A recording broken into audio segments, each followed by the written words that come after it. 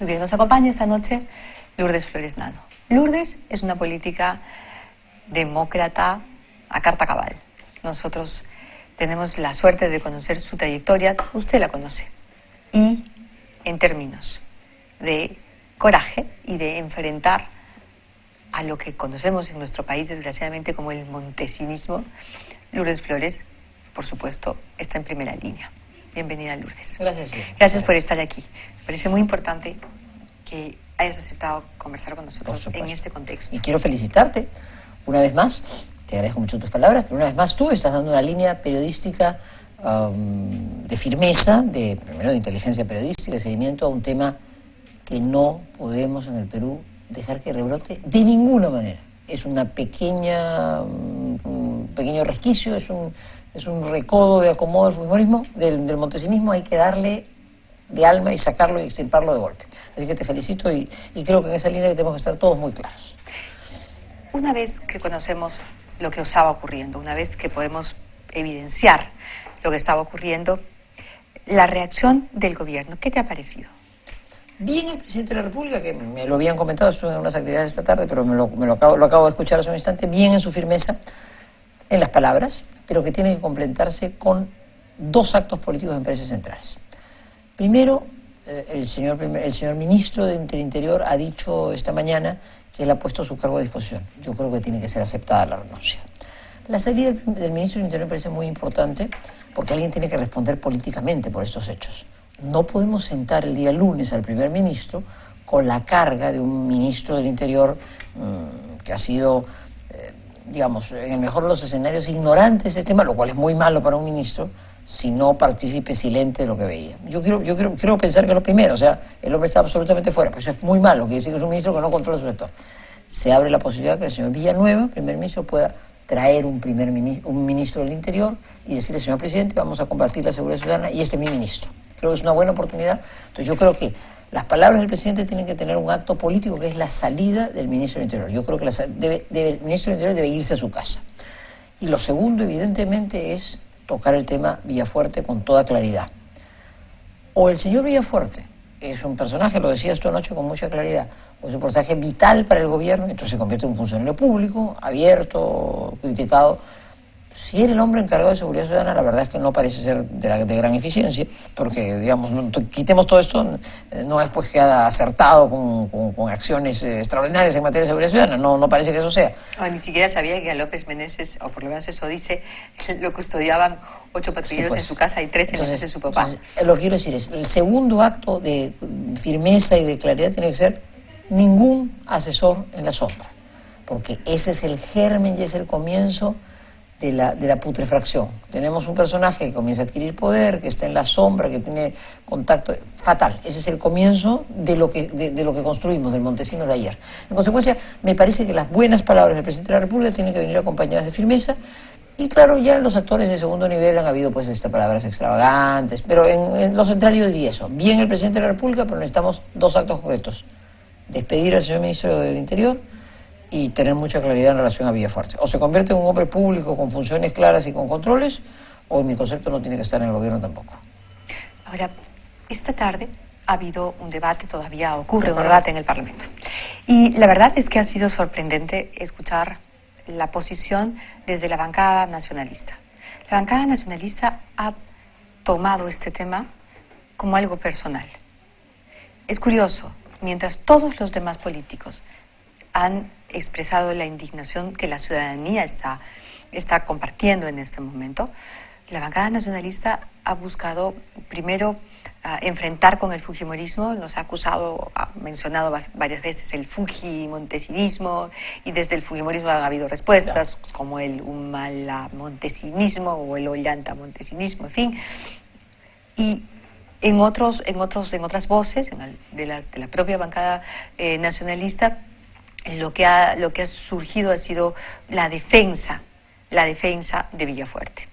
Y la defensa de Villafuerte, digamos, antes de que se haga una investigación, empieza a preocupar. Quienes tenemos memoria nos tenemos que preocupar. Tú estabas en el Parlamento y desde el Parlamento fuiste la primera política que enfrentó a Fujimori y le pidió en el Congreso, en ese momento era Torres y Torres Lara, el presidente del Congreso, que informara sobre Montesinos, exactamente. Y recuerdas cómo reaccionó la bancada fujimorista y cómo lo defendió. Y he sentido que vivíamos un remake.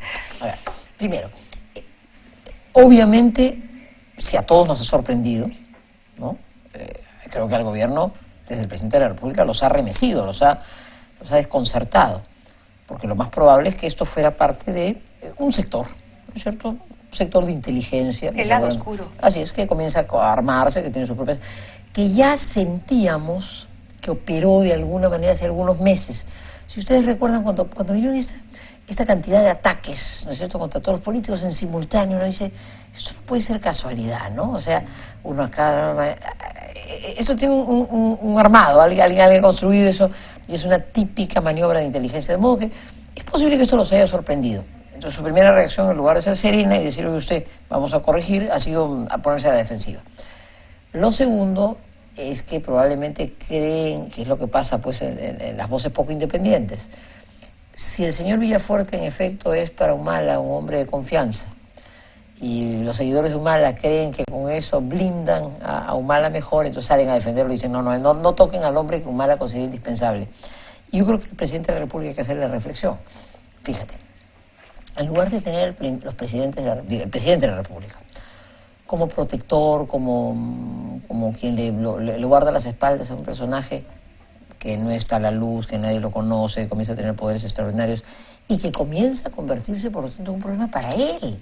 Porque quien toma todos esos poderes termina sintiendo que maneja la agenda, la decisión, el control del propio presidente de la República y termina, como pasó entre Montesinos y Fujimori, en un nivel tal de chantajes y de extorsiones, así es, que las vemos hasta hoy. Vamos a ver qué pasa en los diarios Chicha como proceso en que van a volver a enfrentarse, pero se llega a ese nivel. Entonces, el presidente de la República tendría que ser consciente y ser más institucional en ese sentido, que su mejor defensa es tener ministros muy bien dotados de poderes, un primer ministro fuerte.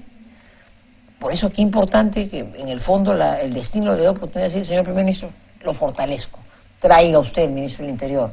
O sea, vamos a enfrentar juntos con un hombre de su confianza, no con un articulador extraño. Entonces, yo creo que es una reacción defensiva de quienes sienten que con eso halagan a su jefe y lo protegen, no dándose cuenta que la mejor protección que podría recibir el presidente de la República es tener a los ministros de Estado y al primer ministro muy sólidos y muy claros, con poderes suficientes y no con poderes extraños.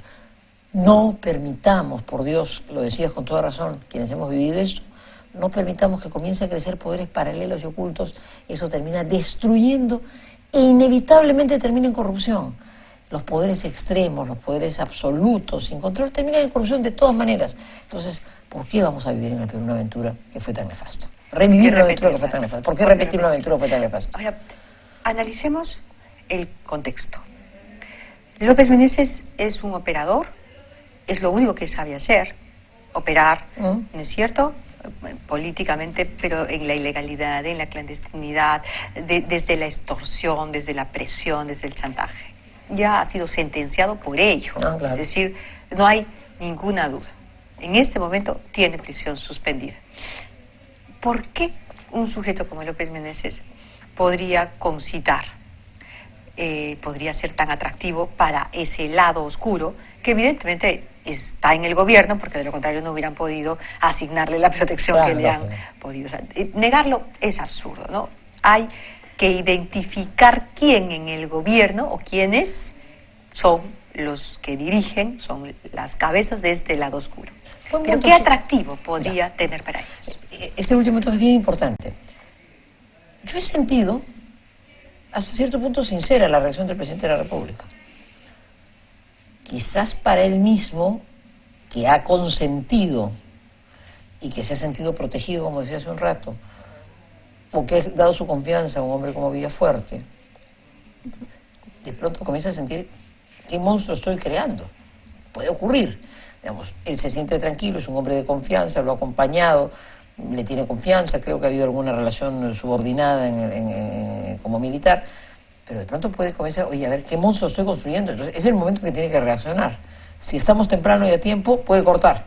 si ya estamos como en los tiempos de Fujimori, en que ya había tales niveles de control, de chantaje, ya simplemente no puedes cortar, ya estás dominado y tienes que convivir con eso, y eso fue nefasto para el Perú. Ahora, buena para pregunta. Los fujimoristas.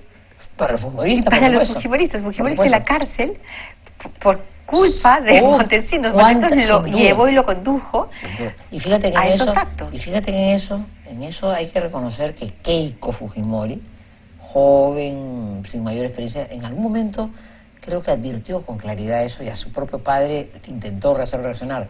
Jaime Yoshiyama en algún momento intentó, creo, y terminaron, por supuesto, todos sacados de lado, ¿no? Entonces, ahora, buena pregunta. Siendo chuponeados por Montesinos. Absolutamente. El Monseñor Cipriani, con que uno puede tener muchas... Llegó a hablar del poder diabólico, no me acuerdo, una homilía, ¿no? Porque, o sea, había gente que muy cercana al fujimorismo, si quieres incluso convencida de la necesidad de un proyecto autoritario, sin embargo se daba cuenta que ya que había algo, intuía, ¿no?, que había algo mucho más siniestro que terminó devorándolos. Muy bien. Es que eso siempre pasa. Pasa, pues, si se dejan devorar, totalmente van a terminar. Es una magnífica pregunta. ¿Qué hace que un personaje condenado, o sea, ya, no es que es un muchacho que aparece ayer, pero así, he escuchado ayer en las noticias que ustedes mismos, que ya había sido convocado, lo dice Vega Veguita, se lo digo, ha sido convocado para ser el articulador, el operador en la selección de cuadros para el Parlamento. O sea, que ha tenido ya una cercanía entre... ¿Qué hace que un personaje así? O sea, la gente está tan distraída que no sabe con quién trata. O sea, un candidato a la presidencia de la República con enormes posibilidades de ganar, como lo era el señor Humala en su momento, no sabe a quién tiene a su alrededor para ese proceso tan delicado como es la selección. Francamente llama la atención.